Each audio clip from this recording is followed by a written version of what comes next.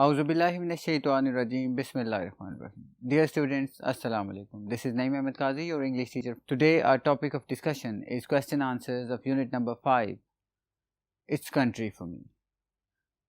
Let's begin with our lesson. पहला question जो है वो फैक्ट एंड ओपिनियन के बारे में, कि एग्जामिनर हमसे पूछ सकता है कि आप फैक्ट, कोई एक या दो फैक्ट्स और ओपिनियंस, उनको आप मेंशन करें अलग-अलग। इसका मकसद ये है कि जो एग्जामिनर है वो ये जानना चाहता है कि क्या आप फैक्ट और ओपिनियन में फ़र्क जानते हैं या नहीं। फैक्ट वो होता है जो बदला नहीं जा सकता, जो हकीकत होती है। ओपिनियन है वो जो आपका ख्याल है, जो मुख्तलिफ भी हो सकता है। एक शख्स का ख्याल, एक मिसाल के तौर पे, एक शख्स किसी दूसरे शख्स को बहुत खूबसूरत समझता है, जबकि उसी खूबसूरत शख्स को एक तीसरा शख्स खूबसूरत नहीं समझता। या आप देखते हैं कि अगर कोई आपका दोस्त है, आप उसे बहुत अच्छा समझते हैं, लेकिन कोई दूसरा क्लास फेलो आपका होगा, वो हो सकता है शायद उसको अच्छा ना समझता हो। तो ये ओपिनियन है जो वेरी करती है, जो man to man, person to person change होती है। लेकिन फैक्ट जो है वो फैक्ट ही रहता है, उसको आप तब्दील नहीं कर सकते। आए देखते हैं कि हम कोई ऐसे इसमें से सेंटेंसेस निकाल सकते हैं कि जो हम, जिनको हम फैक्ट कहें या ओपिनियन कहें। सबसे पहले, कैथी 24 is the oldest child and the only daughter. अब जो हॉलैंड फैमिली थी ये, उसमें एक ही उनकी बेटी थी, उसका नाम कैथी था, एक बेटी, अलोन। अब अलोन जो थी, इसलिए ये फैक्ट है कि और उसकी कोई बहन नहीं थी, तो इसी के साथ उसकी उम्र 24 साल थी। ये भी फैक्ट है, वो 24 साल की थी, वो 23 की नहीं हो सकती, 25 की नहीं हो सकती। फिर वो ओल्डेस्ट थी, सबसे बड़ी थी बहन भाइयों में, ये भी एक फैक्ट है। वो अब छोटी तो नहीं हो सकती, अपने छोटे बहन भाइयों से बड़ी ही रहेगी उम्र में। तो ये ऐसी जो नौइयत की चीज़ें होती हैं वो, या स्टेटमेंट्स जो ऐसी नौइयत की होती हैं, उन्हें हम फैक्ट्स कहते हैं। फिर अगर देखें, the Hollands farm is near Scales Mount, कि वो स्केल्स माउंट एक जगह है जिसके साथ है, एक ऐसी पोजीशनिंग, उसकी लोकेशन जो है उसके बारे में बात हो रही। अब लोकेशन भी उसकी चेंज नहीं हो सकती, क्योंकि स्केल्स माउंट के साथ है तो वहीं पे रहेगा। तो ये भी एक फैक्ट है। ओपिनियन की तरफ चलते हैं तो देखें, जब जोल का भाई कहता है कि it's a good independent life, it's a good independent life, अब उसके नज़रिए में फार्मिंग जो है वो बड़ी ज़बरदस्त और बड़ी आज़ादाना ज़िंदगी है। और दूसरी तरफ दूसरा कोई भी बंदा ये समझ सकता है कि फार्मिंग जो है वो बड़ी मुश्किल ज़िंदगी है, वो इंडिपेंडेंट तो नहीं है। वो कह सकता है कि आपको सुबह उठना पड़ता है, टाइम पे जाना पड़ता है हर काम के लिए, अगर नहीं करेंगे तो आपको सारा जो है मकसद ज़ाया हो जाएगा, कुछ आपको कामयाबी नहीं होगी। तो ये अपनी ओपिनियन है। फिर जब जोल एंड में आके कहता है you just don't have freedom, शहर के बच्चों के लिए, तो ये जोल की ओपिनियन है। अब शहर के बच्चे जो हैं, शहरी जो हैं, वो हो सकता है ये समझते हों कि गांव में आपके पास फ्रीडम नहीं है, शहर में फ्रीडम है। कि फ़र्ज़ करें, हम इसको इस तरह कोशिश कर लेते हैं एनालिसिस इसका करने की, कि गांव में आप 3 गांव दूर चले जाएं, आपको हर बंदा जानता है, यानी फ्रीडम नहीं है, हर कोई आपको जानता है। आप इसलिए आप वहाँ पे बड़े ही फॉर्मल से और बड़े अच्छे तरीके से रहेंगे। लेकिन आप शहर में हैं तो आपको तो दूसरी गली में कोई नहीं जानता, आप फ्री हैं, किसी को पता ही नहीं ये है कौन, इसका बाप कौन है, इसकी माँ कौन है, इसकी ख़ानदान कौन। तो ये ओपिनियन अब चेंज हो रही है। यहाँ पे जोल समझ रहा है कि शहर के बच्चों के ऊपर रिस्पॉन्सिबिलिटीज़ नहीं है, या वो फ्रीडम उनके पास नहीं है, लेकिन ये उसकी ओपिनियन है, ये फैक्ट हम इसे नहीं कह सकते। तो हमने इस सवाल के जवाब में ये जो फैक्ट और ओपिनियन अपनी मर्ज़ी से कोई भी वहाँ से उठा के उस टेक्स्ट में से तो बयान करने हैं कि ये ओपिनियन है और ये इसका मतलब है, ये इस तरह भी हो सकता है, इस तरह भी, और ये फैक्ट है that can never be change. तो हमने इसको एक इबारत के तौर पे लिखना है। दूसरा सवाल है कोहेरेंस और कोहेजन। वो कहता है एग्जामिनर हमसे पूछता है कि आप कैसे कह सकते हैं, या क्या आप ये बयान कर सकते हैं कि राइटर जो है इस स्टोरी की, वो उसने कैसे कोहेरेंस और कोहीजन के जो स्टैंडर्ड्स हैं या उनको उसने फुलफिल किया है क्या। अब इन दोनों एक दूसरे से अलग चीज़ें।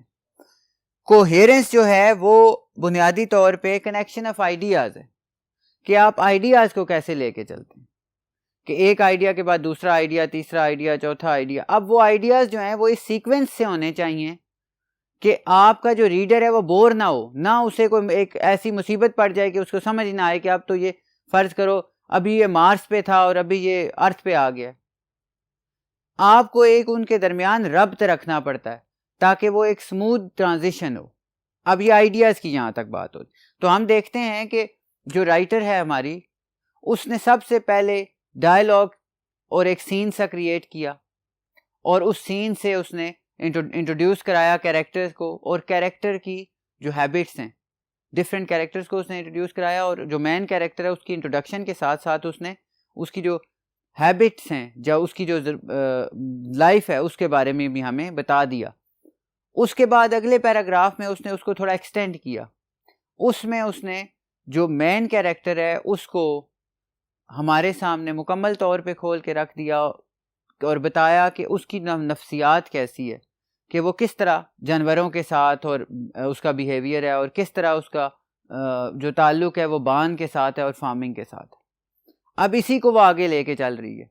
आगे वो फिर इसके साथ उस कैरेक्टर से आगे बढ़ के वो उसकी फैमिली, उसकी जो फैमिली है और उसका जो फार्म है उसके बारे में बताना शुरू होगी, क्योंकि वो पहले एक हमारे माइंड सेटअप कर चुकी थी कि हाँ ये बच्चा जो है ये 13 इयर्स का, ये एक फार्म बॉय है, फार्म चाइल्ड है, फार्म टीनेजर है, और इसकी ज़िंदगी जो है वो फार्म पे ही डे 1 से गुजर रही है। और अब वो वहाँ से आगे उस फार्म पे आई, उसके बाद उसकी फैमिली पे आई कि उसकी फैमिली को उसने इंट्रोड्यूस कराया, फिर वो दोबारा डायलॉग्स पे आई जिसमें वो फैमिली की जो बॉन्डिंग है, जो वो पहले कह चुकी थी कि वो खाना आके इकट्ठा खाते हैं, रहते दो अलग हैं लेकिन खाना इकट्ठा खाते हैं, उस बॉन्डिंग को उसने शो करने के लिए डायलॉग्स, जो ये डायलॉग है जिस तरह हमने देखा था, it's a good independent life, ये जो टेबल टॉक हो रही थी, फिर वो उसको आगे लेके जो इम्पैक्ट है उनका बच्चे की ज़िंदगी पे, कि किस तरह वो अपने इर्द गिर्द देख रहा है और सीख रहा है अपने भाइयों से, वालिदैन से, और जो आने जाने वाले लोग हैं उनसे।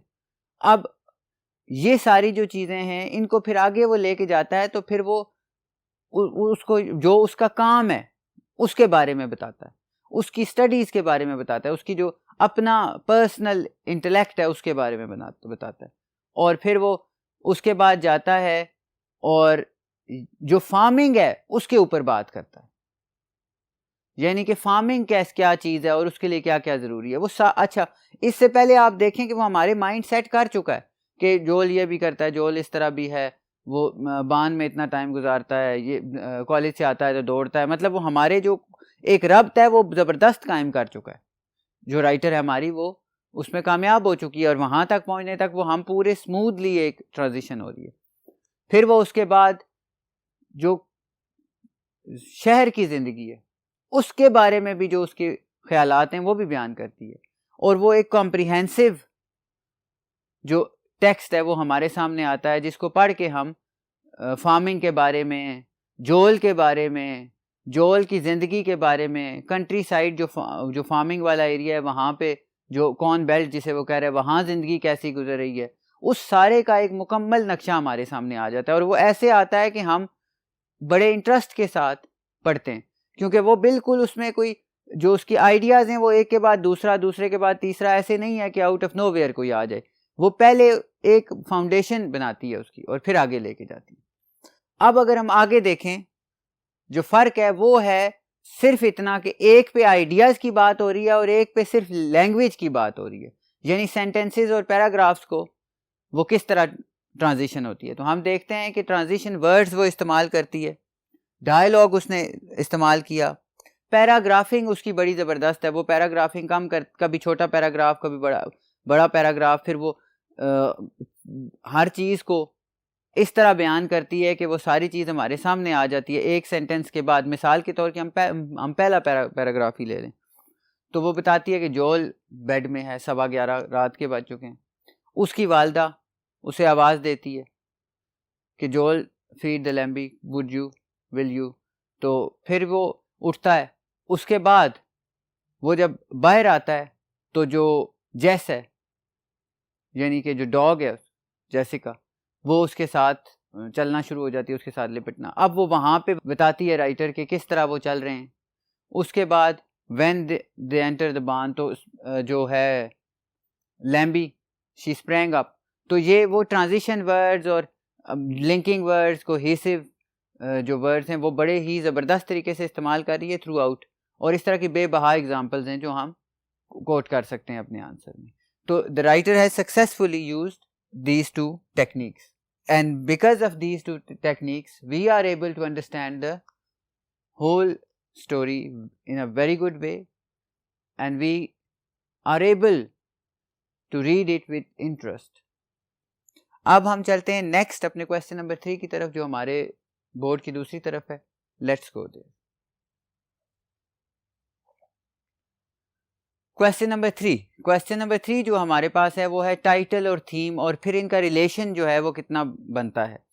तो हम अगर इसकी थीम पे बात करें तो हम ये देखते हैं कि कंट्री फॉर मी इसका टाइटल है क्योंकि तो थीम जो है वो फार्मिंग से मुतालिक है। उसके बाद थीम इसकी जो है वो इस मुतालिक है कि कितना करीब ताल्लुक है किसी शख्स का अपनी उस जगह से जहाँ वो पैदा होता है और जहाँ वो अपना बचपन गुजारता है।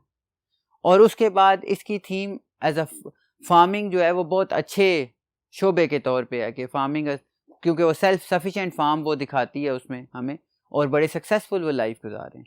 तो ये जो चीज़ है ये इसकी एक थीम में आती है। फिर इसके बाद इसकी थीम में ये भी आ जाता है कि जो जोल है उसका जो रिलेशन है अपने कंट्री के साथ, अपनी उस जगह के साथ जहाँ वो पैदा हुआ है, क्योंकि वो उसमें आप देख सकते हैं कि वो बताती है कि जोल अपनी क्लास के स्कूल के भी एक बच्चे को जानता था बहुत अच्छे तरीके से। तो ये भी उसकी थीम है कि जो क्लोज कनेक्शन होता है, जो इंटीमेसी है, जो मोहब्बत है लोगों की अपने उस इलाके से जहाँ वो पैदा होते हैं और अपना पहला जो तकरीबन 10, 15, 20 साल वो ज़िंदगी का पहला हिस्सा गुजारते हैं। अब अगर हम देखें कि माई कंट्री जो इसका टाइटल है, इट्स कंट्री फॉर मी, अब उसमें कंट्री जो है उसमें क्लियरली हम देख रहे हैं कि एक आइडेंटिफाई करती है आपको जो जगह जहाँ से आप बिलोंग करते हैं, एक सेंस ऑफ सिक्योरिटी है। अब उस सेंस ऑफ सिक्योरिटी को अगर आप देखें तो जोल कहता है कि जो शहर के बच्चे हैं वो फ्री नहीं है, फ्रीडम नहीं है। यहाँ फ्रीडम है क्योंकि वो यहाँ पे बिल्कुल अपने आप को आज़ाद महसूस करता है। उसके बाद वो कहता है कि वहाँ रिस्पॉन्सिबिलिटी नहीं है, यहाँ मैं अपने घर में हूँ तो रिस्पॉन्सिबिलिटीज़ हैं, मैं ऑन करता हूँ इस घर को, और ये जो फैमिली है, ये घर है, ये इलाका है, ये जो फार्म है और ये जो फार्मिंग है, ये मुझे ऑन करते हैं, मैं इनके लिए इसेंशियल हूँ और ये मेरे लिए इसेंशियल है। और ये जो सारी चीज़ें हैं ये मिलके बताती हैं कि टाइटल और जो थीम है इनका आपस में बहुत क्लोज कनेक्शन है, और ये जो इंटरमिंगल्ड एक किस्म का एक फ्यूज्ड आप कह सकते हैं कि ये थॉट है, इसकी आइडिया है। Let's go to next question number 4। Jol's treatment with Lambie and Jess और लैम्बी के साथ जो जोल की ट्रीटमेंट है वो कैसी है, नंबर 1, और वो क्या हमें दिखा रही है। अच्छा, सबसे पहले तो हम ये देखते हैं कि जोल जो है वो बहुत मोहब्बत करने वाला है। जोल लव्स एनिमल्स। एग्जाम्पल, अब मैंने कह दिया, फर्ज करो कि जोल लव्स एनिमल्स, अब कैसे जस्टिफाई करूंगा? देखें, जेसिका को वो कहता है हे जेस, ग्रीट करता है, और जेसिका या जेस उसके साथ साथ चलना शुरू हो जाता है। उसके बाद लैम्बी के पास वो कहता है हियर लैम्बी, और जो किड लैम्ब है उसका रिएक्शन क्या है? She sprang up from her warm straw bedding, वो जो उसका बिस्तर बना हुआ था तिनको का, वहां से वो उछल के बाहर आ गई। अब इसके साथ हमें ये भी पढ़ने में मिलता है कि जो जोल है वो उसके बारे में ये कहती है राइटर के 33,000वां उसका ये विजिट होगा बान में, यानी कि वो बान को भी उतना ही, उस बान को इतना जानता है कि शायद अपने बेडरूम को इतना ना जानता हो। तो बान यहाँ पे जोल की ज़िंदगी में जो बाड़ा है जानवरों का, वो बड़ा अहमियत रखता है। और यहाँ से पता चलता है कि जोल जानवरों से, स्पेशली जो जेस है और लैम्बी है जिनका बारे में सवाल है, उनसे बेइंतहा मोहब्बत करता है। और उसकी जो एग्जांपल्स हैं वो आप देख लें, ये हैं हे जेस ही ग्रीटेड हर, और जो जिस्म है उसके फर जो है उसके ऊपर वो हाथ फेरता है, उसको रफन अप करता है। और ये बहुत ज़्यादा मजबूत कॉन्क्रीट एग्जांपल्स हैं जो आप दे के ये साबित कर सकते हैं कि जोल जो है वो बहुत ज़्यादा मोहब्बत करता है जानवरों से, उसका एक बहुत क्लोज रिलेशन है उनके साथ, और वो उन्हें अपनी फैमिली के मेंबर्स की तरह समझता है, और ये उसकी एग्जांपल्स के तौर पे हैं। आए हम अगले क्वेश्चन पे चलते हैं। Compare and contrast daily routine, जोल की और अपनी। अब अगर तो जोल की बात करें तो जोल्स रोल वाज एसेंशियल। वो तो 15 फेंस दिन में जंप कर लेता था, 25 माइल हैवी मशीनरी जिसको हम कहते हैं हैवी व्हीकल्स, जो ट्रैक्टर और इस तरह की चीजें चला लेता था, 25 माइल, 320 एनिमल्स को फीड कर लेता था दिन में, खुराक खिला लेता था, और 8 माइल तक वो दौड़ लेता था। दौड़ता इस तरह था कि कभी ये काम करो कभी ये करो, हो सकता है कोई 2 माइल दूर कोई खेत हो जहाँ पे वो ट्रैक्टर वगैरह और सामान लेके गए हूँ और उसे कहें वो फलाना हम औजार जो है वो भूल गए, घर जाओ ले आओ, तो वो दौड़ता आता जाता था। फिर वो 900 पाउंड्स ऑफ ग्रेन, अनाज जो है उसको वो उठा लेता था, और नो मैच है। अगर हम इस वक्त देखें कि अगर तो हमारा कोई देहाती जो दही इलाका है, जो वहाँ का कोई बंदा है, और वो भी ऐसे इलाके का बंदा है कि जहाँ पे कोई ज़मीनें जो हैं वो काफ़ी वास्ट हैं और काफ़ी ज़्यादा ज़मीन का मालिक है, तो शायद हम उसे कंपेयर कर सकें कि वो उसकी रूटीन जोल के साथ है। हम जो शहर में रहने वाले हैं, हम तो नो मैच हैं उसके साथ, कोई मैच नहीं। उसकी वजूहात हैं, वो भी हमें बतानी पड़ती हैं, क्योंकि हम नो मैच क्यों हैं। नंबर 1, जोल जब देखें कॉलेज से स्कूल से वापस आता तो वो आते साथ स्निकर्स उतारता, बूट पहनता, और हार्ड हैवी एंड डर्टी काम था जो निकल जाता उस मुश्किल काम से। हमें क्या है, हम सुबह उठते हैं, कॉलेज जाते हैं, कॉलेज से वापस आते हैं, खाना खाते हैं, हार्डली अभी खाना खा चुके होते हैं, शायद चाय भी ना पिए और एकेडमी जाना पड़ता है। तो हमारी जो लाइफ है वो रूटीन ऑल टुगेदर डिफरेंट है। उसकी सबसे बड़ी वजह यह है कि हम हर वक्त सिर्फ ग्रेड्स और नंबरों के बारे में सोचते हैं। जोल जो था वो जिंदगी गुजार रहा था, उसको कोई नहीं थी गर्ज के को पैसे ज्यादा हूं, वो अपनी लाइफ को एंजॉय कर रहा था, वो उस जिंदगी का हिस्सा था जो वहां पे लोग बसर करते थे, एक रूटीन लाइफ। हम इस जिंदगी का हिस्सा बन गए जहां पे हर वक्त मार्क्स, ग्रेड्स, ये चीजें चलती हैं। इसलिए हम मजबूर हैं कि हम जो हैं वो कोई भी टाइम अपनी, और तो और हम एक्सरसाइज या खेलों पे भी टाइम नहीं दे सकते। जोल was a very strong kid, वो तो उसको आप क्लियरली देख रहे हैं कि वो ही वर्क्स एज एन एडल्ट। तो उसका और हमारा मुकाबला जो है वो मेरे ख्याल में मुमकिन नहीं है। There is a huge difference in his routine and our routine. तो लेकिन ये जो आपकी रूटीन है, जोल की रूटीन तो वही है जो उसकी है। आपकी रूटीन आप अपनी मर्जी से लिख सकते हैं, आप अपनी मर्जी से कंपेयर कर सकते हैं, आप अपनी मर्जी से कंक्लूड कर सकते हैं। हर बंदे की जो रूटीन है वो एक जैसी नहीं होती, वो डिफरेंट, कुछ की कम डिफरेंट होती है, कुछ की ज़्यादा डिफरेंट होती है। तो वो आपने इस लिहाज से अपना जो आंसर है उसको ऑल्टर कर लेना, चेंज कर लेना, जिस तरह आप करना चाहें। Let's go to the next question, question number 6, and it's on the other side of the board. Question number 6 जो है वो ईजीएस्ट क्वेश्चन है इस सारे जो आपके रीडिंग कॉम्प्रिहेंशन दी गई है यहाँ पे क्वेश्चन। वो है कि कौन सी स्किल्स मस्ट हैव,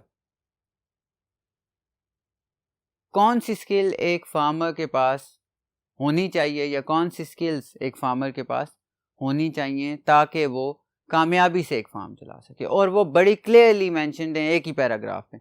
और यही जो है वो जिसको हम कोहेरेंस कहते हैं वो है इसकी, जो हम पहले डिस्कस कर रहे थे राइटर की, कि उसने बड़े ज़बरदस्त तरीके से पैराग्राफिंग किया और एक एक चीज़ को बड़ा ही अच्छे तरीके से बयान किया है, और ताकि हम उसी एक कन्फाइनमेंट में रह के ही उस चीज़ को समझ जाएं। अब देखें, मशीन ऑपरेटर होना चाहिए क्योंकि उनके पास हैवी मशीनरी है, वो किसी वक्त भी ख़राब हो सकती है। अब जब वो ख़राब हो जाए तो कंट्री साइड से शहर की तरफ जाके मैकेनिक ढूंढ के लाना बहुत ज़्यादा टाइम टेकिंग, हैक्टिक और नुकसानदेह काम है, क्योंकि वो टाइम हो सकता है ऐसा हो कि जिस वक्त वो अफोर्ड ही ना कर सकते हो।